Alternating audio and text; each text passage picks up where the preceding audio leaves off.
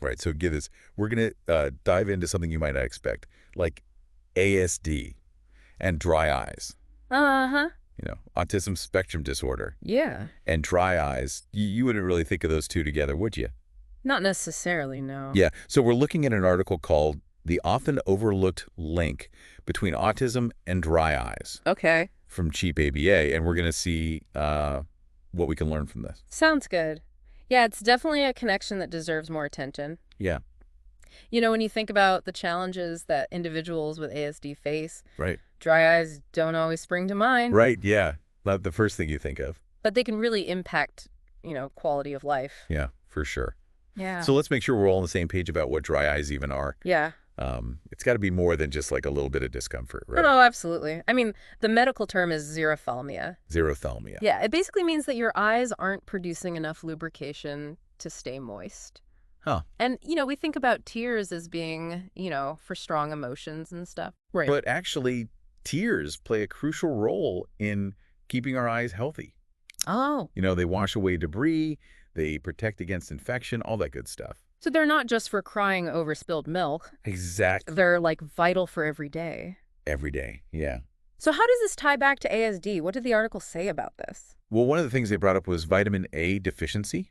Okay. And you know how vitamin A is crucial for a healthy cornea? Mm-hmm. And that's the outer layer of your eye, right? Okay. So when we don't get enough of it, you can get dry eyes as a result. So that's where that whole, carrots are good for your eyes thing comes from? Exactly. Carrots are a great source of vitamin A. Uh-huh. But here's the thing with ASD. Okay. Individuals with ASD often have, selective eating habits. Right. And they might limit themselves to a small range of foods. Yeah, that makes sense. I've read about how some people with ASD have sensory sensitivities, and that makes certain textures or tastes, unbearable for them. Yeah, absolutely. So if you have that limited diet, could that then lead to lack of vitamin A and then dry eyes? That's the theory, and it's something to consider. Okay. Of course, not every single person with ASD has a vitamin A deficiency or has dry eyes. Right. But it is a connection that's worth looking into. Especially if someone's showing symptoms. Yeah, exactly. Okay, so that's one piece of the puzzle, diet and vitamin A. But they also talked about sensory sensitivities. Yes. Can you talk about that a little bit more? Yeah, so heightened sensitivity is, kind of a hallmark of ASD. Okay. And light sensitivity is really, really common. Mm-hmm. So imagine if just everyday lighting felt really bright or even painful to you. Yeah, I can see how that would make you squint or cover your eyes. Right, and for some people with ASD, that discomfort is constant. Oh, wow. And it can lead to excessive eye rubbing. Oh, no. Which actually makes dry eyes worse and can damage the cornea. This is like a vicious cycle. Yeah, it is. Yeah. The light makes you rub your eyes. Rubbing your eyes makes the dryness worse, and then you rub your eyes more. Exactly. A lot of different things contributing to it. Wow. And research has shown that autistic people report dry eye symptoms at a lot higher rates than the general population. Really? Which just, emphasizes how important it is to understand this connection. That's really interesting. It's not just like a small problem. It's like an actual health concern. Exactly. It can affect someone every day. Mm-hmm. So what can people actually do if they think dry eyes might be a problem? Well, there are some practical things that can be done, and we'll get into those in a bit. Okay, so we've talked about some of the things that might cause dry eyes, but what can we actually do about it? Yeah. Especially for folks with ASD. I mean, stocking up on carrots probably isn't going to cut it, right? You're right. It's you really have to think about it from all sides. Right. And the article was really big on talking to the experts. Yeah, that makes sense. And I totally agree. So, who should people be reaching out to? Well, first you got to talk to an eye doctor. Okay. They can really check things out thoroughly. Uh-huh. See how bad the dry eyes are. Right. And make sure there's nothing else going on. Oh, yeah, because it could be like a symptom of something else. Exactly. It's always better to get a real diagnosis, Yeah. and figure out what's really going on. Mm-hmm. And another good person to talk to is a registered dietitian. Oh, right. That's where the food part comes in. Right. They can see if there are any, missing nutrients. Exactly. They can look at what the person is eating now Okay. and see if there are any gaps and then come up with ways to fix those. Right. So maybe they need to eat different foods or take a supplement or something. Exactly. Okay. So we've got the eye doctor for checking things out and treatment, and the dietitian for figuring out the food situation. Mm-hmm. What else does the article talk about? Well, depending on, how bad the dry eyes are and what's causing them, the eye doctor might say to use artificial tears Okay. or lubricating eye drops. Those are the ones you can just buy like at the store, right? Yeah, a lot of them are, Okay. but it's still important to check with the eye doctor first. Right. Make sure you get the right kind. Exactly. You don't want to make things worse. Yeah. Good point. What about the eye rubbing, though? Yeah. Because the article mentioned behavioral therapy for that. Right. If the eye rubbing is really bad, Yeah.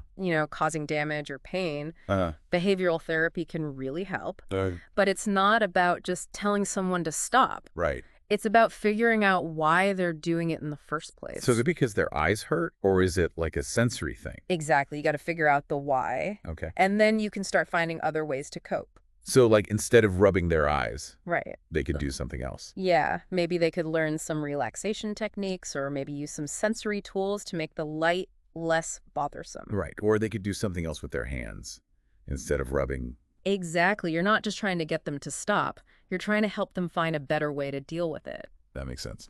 And this is where a behavioral therapist who knows about ASD can be a big help. Yeah. They can work with the person to come up with a plan that really fits their needs. That's great. Now, what about like changing things in the home or at work to make the lights less bothersome? Oh, that's a really good point. Changing the environment can really help, like dimming the lights or using different kinds of light bulbs. Okay. Or even wearing sunglasses inside. Right. All those things can help reduce sensory overload. Yeah, for sure.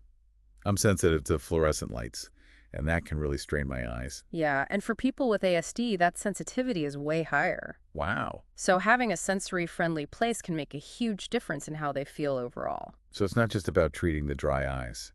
Right. It's about making the whole environment more comfortable. Exactly. It's about looking at everything. Yeah, like a holistic approach, thinking about what the person needs from different angles. Yeah.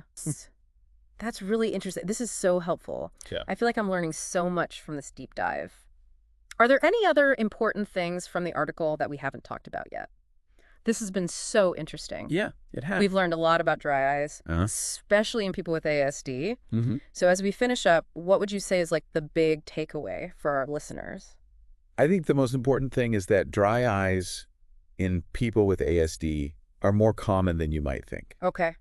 And it's not something to just ignore. Right. It can really affect how someone feels and how they can do things. Yeah, we've seen that it's not just, simple dry eyes. Right. There's a lot going on. Yeah, it could be foods, could be sensory overload. Mm-hmm. It's important to look at it from all sides. Right, like we were saying before. A holistic approach. So changing your diet, changing your environment, maybe even doing some behavioral therapy. Exactly, and working with professionals. Yeah, like the eye doctor and the dietitian and the behavioral therapist. Mm-hmm. They can really help. So it's all about giving people the information they need Yeah, to take care of themselves. absolutely. And speaking of that, the article had a really interesting idea at the end Oh, yeah. about making a sensory toolkit. Oh, yeah, that's a great idea. What do you think about that? I think it's fantastic. A sensory toolkit is basically like a collection of things Okay. that help people with ASD manage sensory overload. Okay. So it's stuff to help them regulate their sensory input. Okay. Could be things like sunglasses or noise-canceling headphones Mm.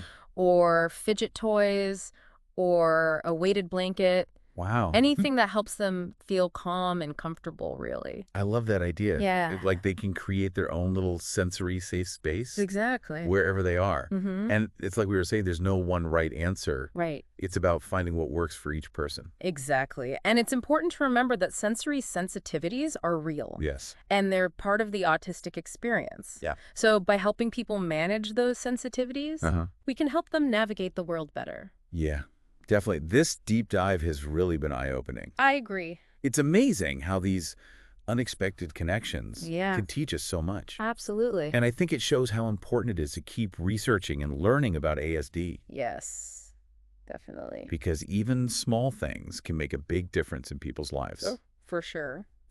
Well, I think that's a great place to end this episode. Yeah, I think Keep that exploring, keep asking questions, and keep advocating for a more inclusive world. couldn't have said it better myself. Until next time, stay curious.